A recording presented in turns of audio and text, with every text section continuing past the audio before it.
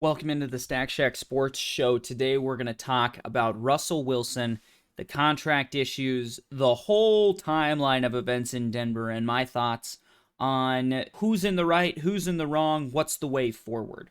So Russell Wilson, if you haven't heard, I pulled up the timeline of events. We'll go through all of it before, but essentially he's probably done in Denver, right? The Denver Broncos have benched him for these final 2 games of the season. They still had an opportunity to make the playoffs when they benched him. They now do not have an opportunity to make it into the playoffs. So let's go through the timeline of events. So this is March 8th, 2022. Leading into the 2022 season, the Seahawks trade Wilson to Denver. Huge trade. 2 first rounds, 3 other draft picks, and 3 players. Wild trade. Okay? Wilson had wanted to move on, wanted a new place. Seattle gets a haul for him. He then signs a contract with the Broncos before even playing. 5 years, worth $245 million with $165 million guaranteed. That is one of the key points here. A lot of money guaranteed. Huge contract. 5-year contract. Wasn't great that first season. They were terrible. Everybody blames Nathaniel Hackett, okay? He had an awful first season in Denver. People were wondering if he was completely shot. What had happened? Was there some unseen injury we didn't know about? What was going on? Hackett gets most of the blame for that, and they hire Sean Payton. All right? Season goes okay. They're still in the playoff hunt. And then Payton announces, after there's been some obvious contention on the sidelines, yelling at the sidelines, he says they're going to be benching Russell Wilson for the final 2 games of the season. Multiple reports come out that they're just benching him for financial reasons because the Broncos could cut Wilson after the season without having to pay some of the extra contract out. So that's where we're at. Now, this decision by the Broncos and Payton to bench Russell Wilson, Payton says, we need a new spark or whatever, but he had just beaten the Chiefs, and they still had a chance at the playoffs, so it was kind of weird that they would bench him. But they do. And it comes out, and we find out that by benching him, they're potentially saving, I think, about $35-40 million of that 165 guaranteed. Should he have gotten injured? That was kind of the first report that we have, is they benched him because there's a clause in the contract, should he get injured, not pass a physical in the spring or late season, that if he didn't pass the physical, meaning he got hurt in the final 2 games of the year, then another $45 million or something against their cap would be guaranteed. Certain aspects of the guaranteed money is still guaranteed, but how it works with the cap situation, that's the situation with the Broncos. What then comes out, and this is where the problematic aspects come out and why we now have the NFL Players Association and the NFL investigating this whole situation, is apparently, according to Wilson, the Broncos came to Russell Wilson during the bye week this season and said, hey, restructure your deal, meaning take less money, let's figure this situation out, maybe less guaranteed, more incentives, restructure your deal, restructure your contract with us, or we're going to bench you. Russell Wilson says, no, we signed the contract, I'm still playing, I'm going to keep playing. And then the Broncos bench him. Now, the Broncos and Sean Payton are allowed to bench Russell Wilson whenever they want to. That's not really a problem. I guess there could be some accusations of tanking, but Broncos already have enough wins that they're not really tanking for anything. There's no reason to tank. They could lose the last 3 games of the last 2 games of the season when they benched him. And it wouldn't really affect their draft stock that much.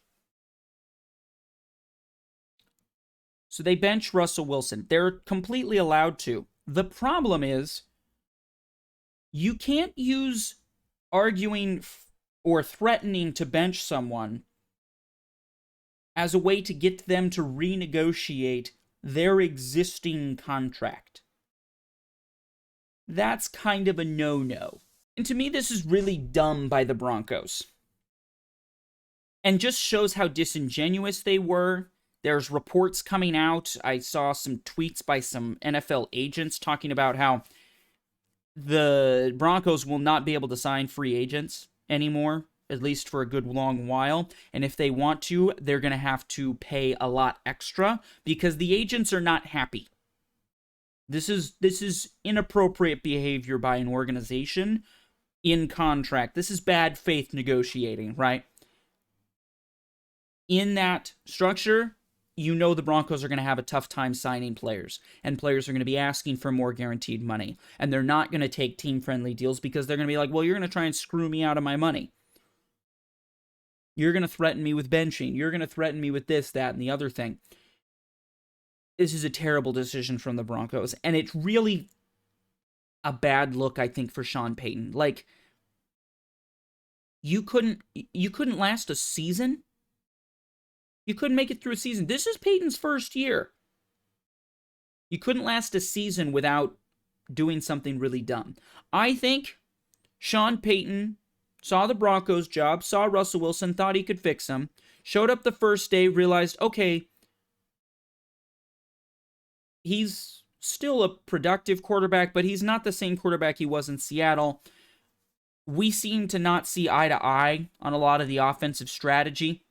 I don't like this guy. I think Sean Payton and Russell Wilson had an early personality clash kind of from the beginning, and then Payton was like, yeah, I'm getting rid of him. That's why he signed the backup, I think it's Trevor Siemian, to a huge contract for a backup quarterback. He wanted Russell gone kind of from the beginning, I think. And it just looks power hungry, and it looks like not doing the best for the team. The other thing is, like I said, the Broncos could bench Russell Wilson anytime they want to, if they think he's not performing. Right? You need a spark. Bench Russell Wilson. But what this tells you, this threat of the contract renegotiation, it tells you that they actually do think Russell Wilson's a decent quarterback, just not good enough for the contract they gave him. And that's where this bad faith negotiating comes in. Oh, we need a spark. You need a spark for the last 2 games while you have a slim chance of making the playoffs? Do you think a backup quarterback... I don't even really care who the backup is. Slotting a backup quarterback in the last 2 games of the season doesn't seem like the greatest option for keeping the team together and making the playoffs. I think everyone would agree they had a better chance with Russell Wilson at the quarterback position. Not saying they would have qualified for the playoffs, but I think the chances are better. And that's the problem with this. This is not a situation where the Broncos thought Russell Wilson was bad. They just thought his contract was bad. They wanted to keep more money. They wanted to have more cap space to hire and bring on new players. They dug their own grave, and then they were hoping that Russell Wilson would bail them out. He's not quite up to the talent that maybe he previously was and doesn't quite mesh perfectly with Sean Payton's offense. And so then they said, well, I guess he can't save us. Let's let Sean Payton have the complete control. And that's problematic. And it's interesting because Sean Payton, people like to praise him as a great coach and having great teams and all of this stuff. Sean Payton has a history of, let's just say, unethical contract situations. Everybody remember Bountygate? That's Sean Payton-led team. So he's got a history of this, and that's why I'm siding with Russell Wilson strongly on this situation. I hope that he gets paid, and I hope that he finds a new situation where he can thrive. But it's interesting that this is not the first time Sean Payton has had contract issues, right? Bountygate, go look at that. He was suspended for an entire season. I don't think Sean Payton is as great a guy as everybody likes to make him out to be. It's weird that we've all just forgotten about what happened there. Drew Brees seems like a solid dude. Did get along with Payton. But that's Drew Brees. One of the greatest quarterbacks ever. Russell, his kind of, I don't know, by the book, classic individual, always optimistic, always positive. We've heard that it can rub some people the wrong way, feel a little disingenuous, sure. But I'm on Russ's side here. That is ridiculously bad faith negotiating. I can't believe the Broncos did this. I don't think they're going to get away with it. There will probably be problems and sanctions or suspensions or issues, maybe cap problems because of it. I'm curious what the NFL will do. But regardless, the Broncos have now put themselves in a worse hole because free agents aren't going to want to go there.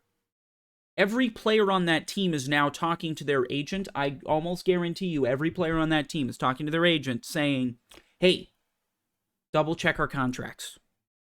We don't want them to be able to do this to us. And every single free agent who they talk to is going to have the same situation. They're going to put clauses and extra wording into the contract to protect themselves from this kind of bad faith negotiating. Let me know down in the comments what you think. Where do you think Russell ends up? Should I do a video on where I think he's going to end up? I think we need to wait, see how some of the chips fall coming here at the end. Do the Broncos try and trade him and not have to just cut him and lose him for nothing? We'll have to see. But let me know down in the comments below where you think Russell Wilson would end up. What do you think's the best spot for him? And what do you think about these contract negotiations? If you enjoyed this video, make sure to subscribe, like, and share it with a friend so that we can keep making more of these and we can keep those comment sections lively with as many people as possible. Love to hear your thoughts down below, and we'll see you tomorrow.